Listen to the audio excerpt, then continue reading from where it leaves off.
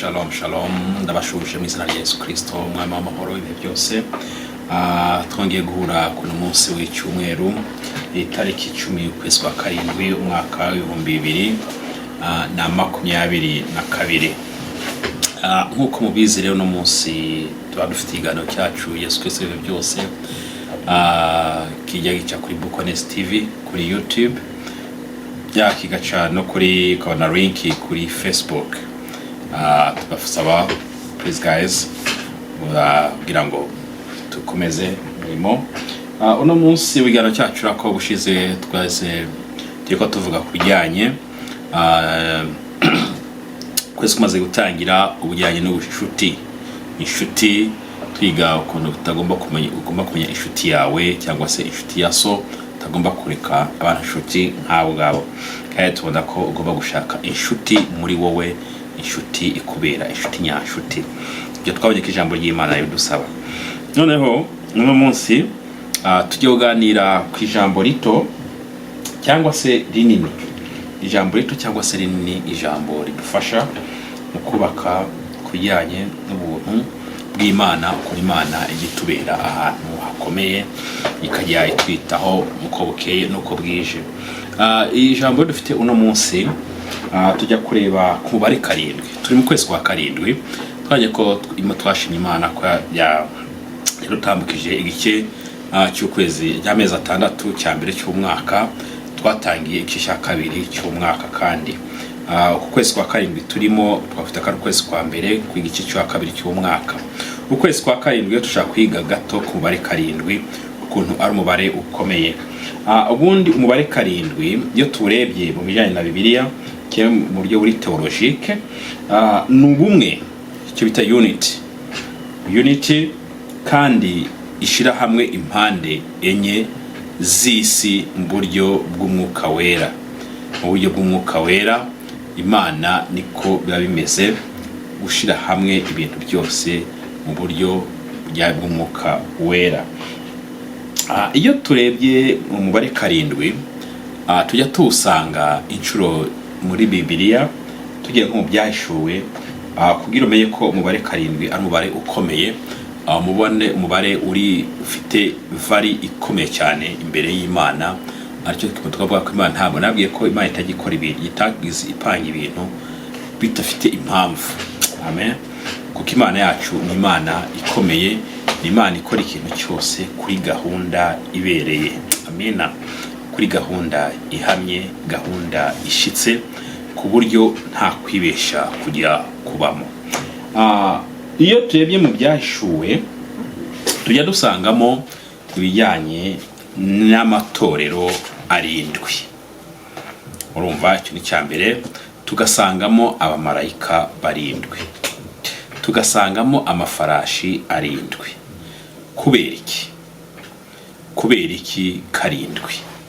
Kubera iki 7? Tubone no mu ijambo tugiye kuvuga no munsi kujyanye na Yeriko.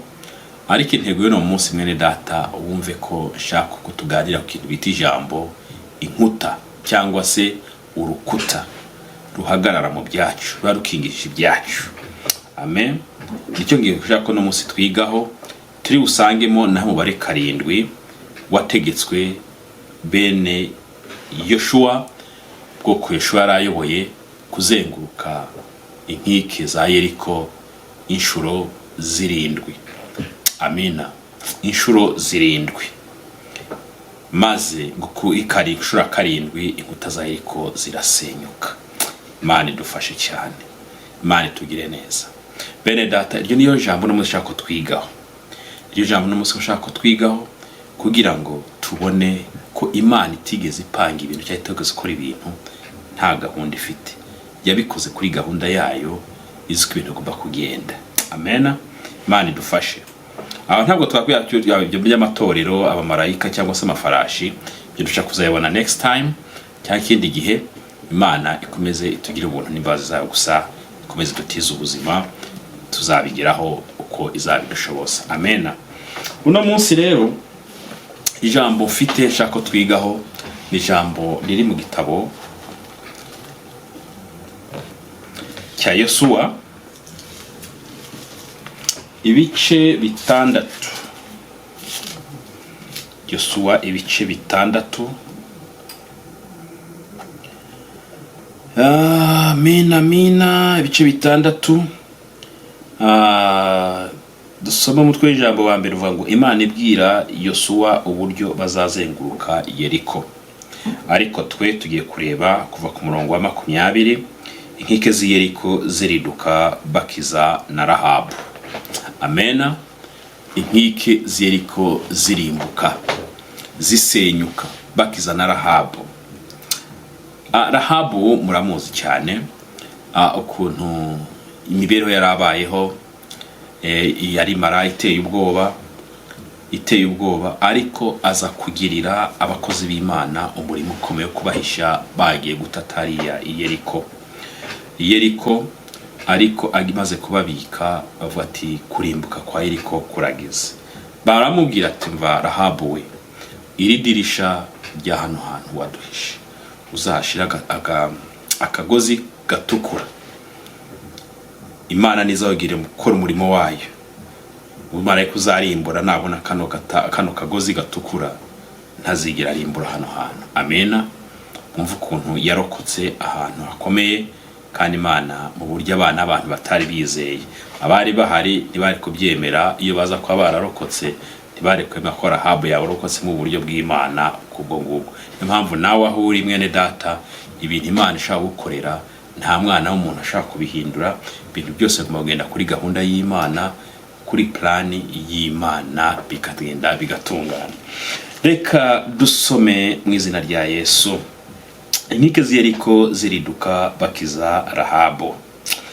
Abantu ku murongo wa 20, abantu baherako barangurura amajwi, abatambyi bakivuza amahembe. Muri ako kanya abantu bumvise amajwi n'amahembe barangurura amajwi.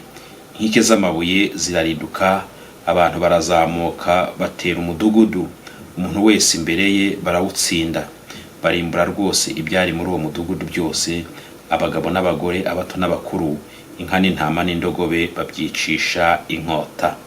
Maze Yosuwa abwira abagabo babiri batata igihugu ati, nimwinjire mu nzu ya Marayu uwo musohore uwo mugore n'ibyo afite byose nk'uko mwamurahiye. Nuko abo basore bari batase barinjira, basora Rahabu na se na nyina na bene se n'ibyo yari afite byose n'umuryango wabo wose, babishyira inyuma y'urugerero rw'Abisirayeli. Umudugudu barawutwika n'ibyarimo byose, keretse ifeza n'izahabu n'ibintu by'imiringa n'iby'ibyuma, kugira ngo bazabishyire mu nzu y'ububiko bw'Uwiteka. Nuko Yosuwa arokora Marayu wa Rahabu n'inzu ya se n'ibyo yari afite byose, aba mu Bisirayeli na bugingo n'ubu, kuko yahishe za ntumwa Yosuwa yatumaga gutata Yeriko. Amina, haleluya. Mana yacu dufashe. Urabona hano hantu no kugira neza ni ikintu gikomeye. Kugira neza ibi byarikishije Rahabu hano hantu. Ariko icyo dukeneye kuno munsi nukuri, icyo dukeneye, reka dusome ku murongo wa 6 ngo Yesu mwene ahamagara, ku murongo wa 6 ngo ahamagara abatambyi arababwira ati, nimuheke isanduku y'isezerano. Abatambyi 7, murumva ko kakandwi kagarutse, bajyana amahembe 7, murumva ko bigarutse, y'amapfizi y'intama imbere y'isanduku y'Uwiteka. Amina. Uko niko Yosuwa yahawe kujya mu Bisirayeli.